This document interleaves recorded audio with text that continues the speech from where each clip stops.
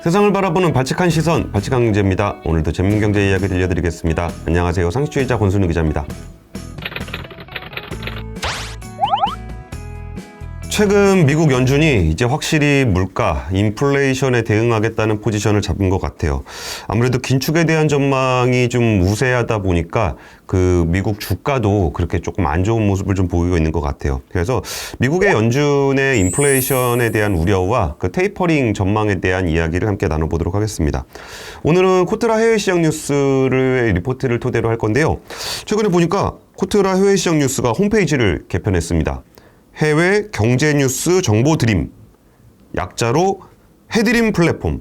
야, 진짜 공기업스러운 해드림, 해외 주식 정보 드림, 경제 정보 드림, 해드림.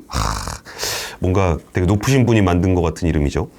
이런 이름을 가지고 하고 있는데, 여기가 좀 특이한 것 중에 하나가 정부가 그 코트라 무역협회 관세청 같이 우리나라의 그 되게 다양한 무역 관련한 정보들이 산재되어 있잖아요. 이거를 한 군데로 다 몰아서 그 정보가 필요한 사람들한테 원스톱 서비스를 제공할 수 있었으면 좋겠다라는 정책을 추진을 하고 있고, 여기에 주요 플랫폼으로 이제 코트라가 이 정보를 다 취합을 하기로 했대요. 그래서 수십 개 되는 기관들과 MOU를 맺어서 거기에 대한 정보를 해외 시장 관련한 정보들을 모아가지고 거기서 플랫폼을 만들어서 이 해드림이라는 플랫폼을 만들고 있다고 하는데, 여기서 코트라가 중심이 된 건 아무래도 이 발칙한 경제라는 굉장히 막강한 유튜브 플랫폼과 제휴를 맺고 있기 때문이 아닐까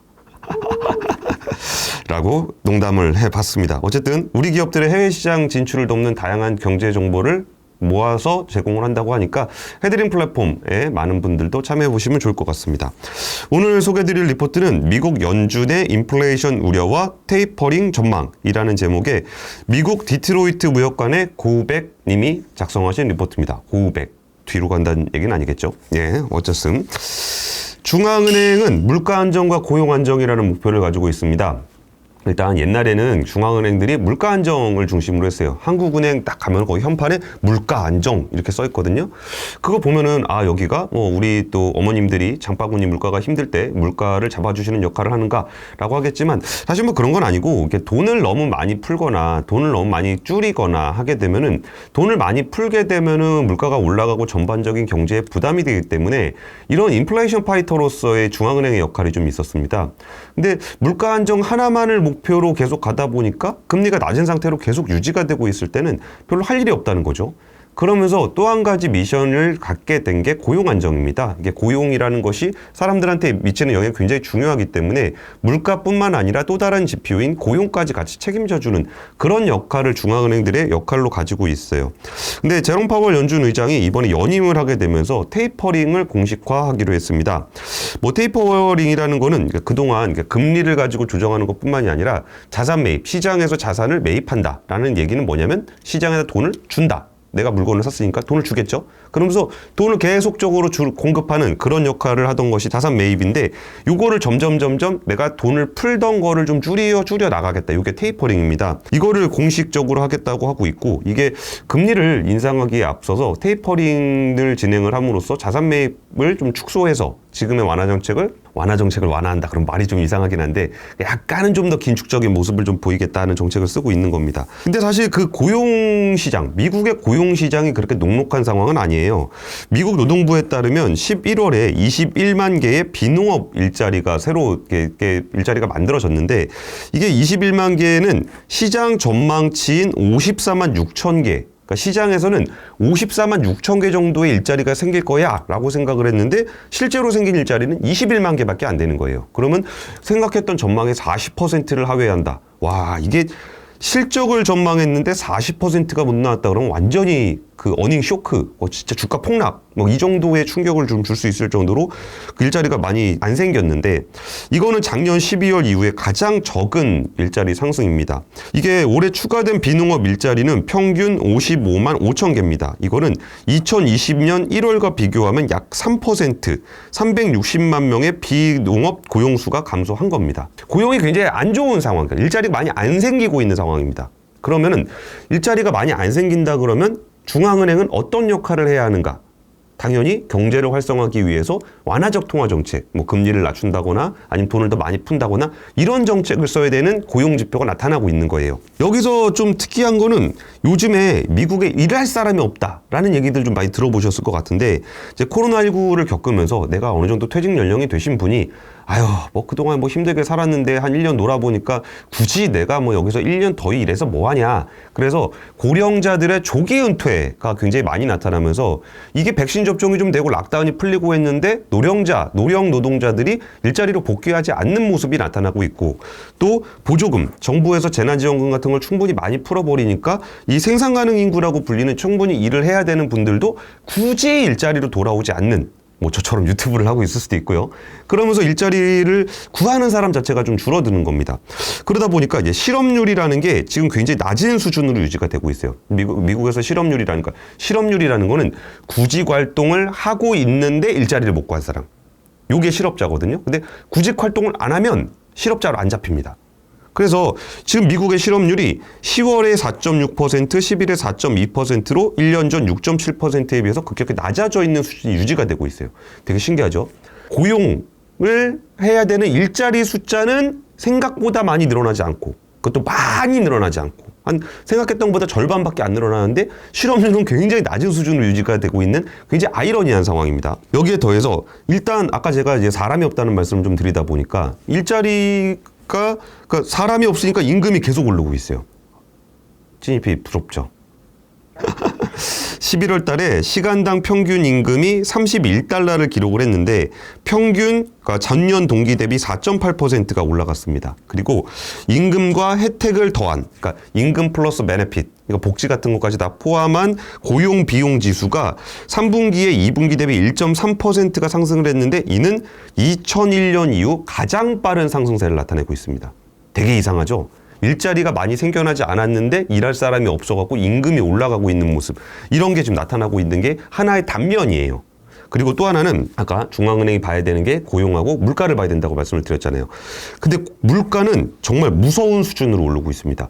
10월 달에 물가가 한 6.2% 정도가 올랐는데 30년 내 최고치입니다. 1990년 이후에 최고의 물가 상승률을 기록하고 있어요.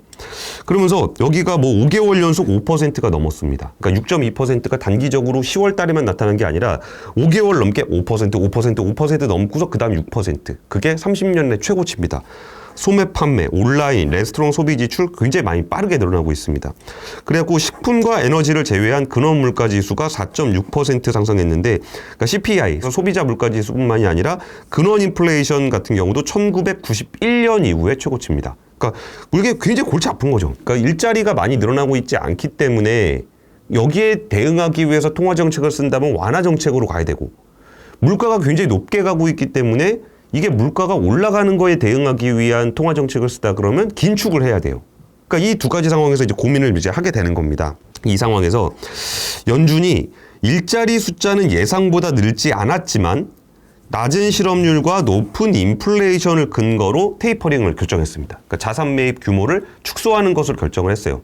이 두 가지 상충되는 상황에서 일자리 부분에 대해서, 고용 부분에 대해서 일정 부분 포기하고 물가를 잡는 쪽으로 무게추를 실었다는 거예요. 파월 연준 의장은 경제가 매우 강하고 인플레이션 압력이 높기 때문에 자산 매입 축소를 고려하는 것이 적절하다라는 얘기를 했어요. 여기서 또 연준은 실업수당 지급이 종료되고 백신 접종률이 높아지면 노동 공급이 증가할 거라고 생각을 했었다. 무슨 얘기인지 아시겠죠? 여기서 이제 나라에서 재난지원금 안 주고 여기서 백신 좀 많이 맞고 하면은 사람들이 일자리로 나올 거라고 생각을 했다. 그런데 파월 의장이 청문회에서 했던 얘기가 그런 일이 일어나지 않더라.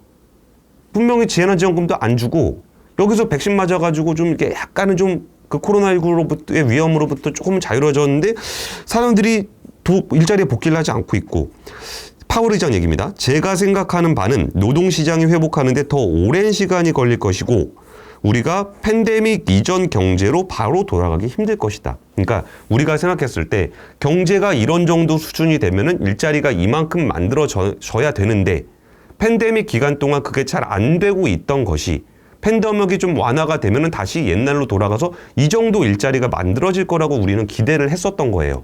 그런데 실제로 팬데믹이 어느 정도 완화된 이후에도 일자리가 우리는 이만큼 생길 거라고 기대를 했는데 한 반 정도밖에 생각나지 않았어요. 그럼 이 상황은 우리가 지금 위기가 지속되고 있는 것인가? 라고 볼 것인가? 아니면 팬데믹 이후에 우리의 경제 구조가 달라져서 과거와 똑같은 경제 상황에 있을 때 일자리가 이만큼 생겨난 것이 그대로 반복되는 것이 아니라 경제 상황이 이만큼 될 때라고 하더라도 일자리가 생겨나는 규모는 적을 수 있다는 것을 노멀한 상태로 봐야 될 것이지 않을까라는 생각이 들었다는 거예요. 이게 사실 약간 정치적으로 해석을 할 수도 있어요. 최근에 바이든 행정부가 지지율이 굉장히 안 좋거든요. 근데 이것도 이제 물가가 계속 오르면 소비자들은 굉장히 불만이 많이 생깁니다. 그러면 이 상황에서 연준이 얘기했던 포지션을 약간 바꾼 게 하나 있는데 뭐냐면은 그동안 금리 인상을 하지 않는 이유에 대한 중요한 명분 중에 하나가 저소득층에 대한 배려가 있었어요. 우리가 금리를 올리게 되면 이자 부담이 올라가고 저소득층이 더 힘들어진다. 라는 얘기를 하면서 물가를 올리는 것. 물론 금리 인상을 바로 할 수 있는 건 아니겠지만 통화 정책을 지금 완화적인 통화 정책을 지속하지 않고 약간은 긴축을 좀 해야 된다라는 주장에 대해서 그러면 저소득층이 더 힘들어진다. 라는 얘기를 해왔단 말이에요. 근데 말을 어떻게 바꿨냐면은 물가가 오르면 저소득층의 부담이 크다. 물가가 오르면 저소득층의 부담이 크기 때문에 물가를 잡으려면 금리를 올려야 된다. 말이 바뀌었죠. 예전에 금리를 올리면 저소득층이 힘들어지기 때문에 금리를 올리면 안 된다. 그러니까 물론 금리를 바로 올리는 건 아니겠지만 금리를 올리면 안 된다고 얘기를 하다가 갑자기 말을 똑같은 얘기인데 저소득층이 물가가 오르면 저소득층이 힘들어지니까 우리는 물가를 잡기 위해 완화적 통화 정책을 약간 긴축해야 된다라는 얘기로 말을 바꿨어요. 어쨌든 그렇게 포지션이 바뀌었다는 것도 약간은 정치적인 배려가 있지 않았을까. 우리 연임을 시켜준 바이든 대통령의 입장도 조금은 가만히 돼 있지 않을까라는 생각이 좀 들었습니다. 그러면서도 이제 급격하게 이제 그 통화 긴축을 하면서 생겨나는 시장 충격에 대해서는 이거를 좀 견제하는 모습을 좀 보이기도 했어요. 연준은 코로나 팬데믹 이후에 매달 1,200억 달러 규모의 채권을 매입했습니다. 채권을 매입한다는 얘기는 그러니까 채권이 대출해 주는 거거든요. 그러니까 대출이거든요. 그럼 이 사람한테 내가 대출을 해주면 그 돈이 시장에 풀리잖아요. 이게 채권 매입이랑 같은 개념인데 1,200달러 정도 규모, 매달 1,200달러니까 한 130조 정도 되는 돈을 매입을 하다가 11월과 12월의 매입 규모를 150달러씩 감소시켜서 그러니까 매달 옛날에 1,200달러를 풀었다면 아마 150달러 줄이고 150억 달러 줄이고 하다가 이렇게 줄이게 되면은 한 내년 6월 정도 종료할 계획이라는 메시지를 전했습니다. 그리고 시장은 이렇게 자산 매입, 이전에 대출을 해주던 거를 점점 줄이다가 이거를 자산 매입 축소 프로그램을 다 마무리하고 나면 그 다음에는 이제 금리 인상을 하지 않겠느냐 라는 생각들을 하고 있어요. 근데 파월 의장은 뭐라 그랬냐면 자산 매입 프로그램이 중단된다고 해서 금리 인상을 시작하는 것은 아니다. 그러니까 시장에 돈을 그냥 풀었던 양적 완화 정책을 중단한다고 해서 곧바로 금리를 인상시켜서 긴축을 하는 건 아니다라고 선을 그었어요. 그러니까 시장에서 이 흐름대로 가면 긴축적인 흐름이 쭉 이어가지 않을까라고 우려하는 부분에서 한번 단절을 시킨 거예요. 우리가 그동안 돈을 풀어준 것까지 중단하는 것은 계획대로 할 수 있겠지만 그 이후에 금리를 올려서 긴축하는 것은 별개의 문제다. 그렇기 때문에 너무 미리 그렇게 걱정할 필요는 없다라는 얘기를 좀 했습니다. 사실 전문가들마다 관점은 좀 달라요. 이런 상황을 어떻게 봐야 되는지에 대한 관점은 좀 다른데 제가 최근에 만난 전문가분 얘기가 저는 조금 리저너블하게 들렸던 건 뭐냐면은 물가 인상이 계속 되고 있는 그러니까 인플레이션이 계속 올라가고 있는 상황에서 통화당국이 긴축을 하는 거는 생각보다 굉장히 어려워요. 왜냐면 우리가 사실 좋은 게 좋은 거라고 돈 많이 풀어놓은 건 다 좋아한단 말이에요. 근데 내가 이걸 너네 너무 파티를 즐겁게 하는 것 같아. 이제 우리가 파티 음악을 좀 줄이고 나중에 우리가 집에 갈 시간을 생각해야 돼라고 해서 뭐 이렇게 맛있는 거 많이 주던 것도 음식 다 빼고 뭐 노래 끄고 막 그러면 우리 짜증나잖아요. 우리가 너무 즐기고 있다는 건 알지만 그럼에도 불구하고 또 놀지 말라 그러면 이게 싫거든요.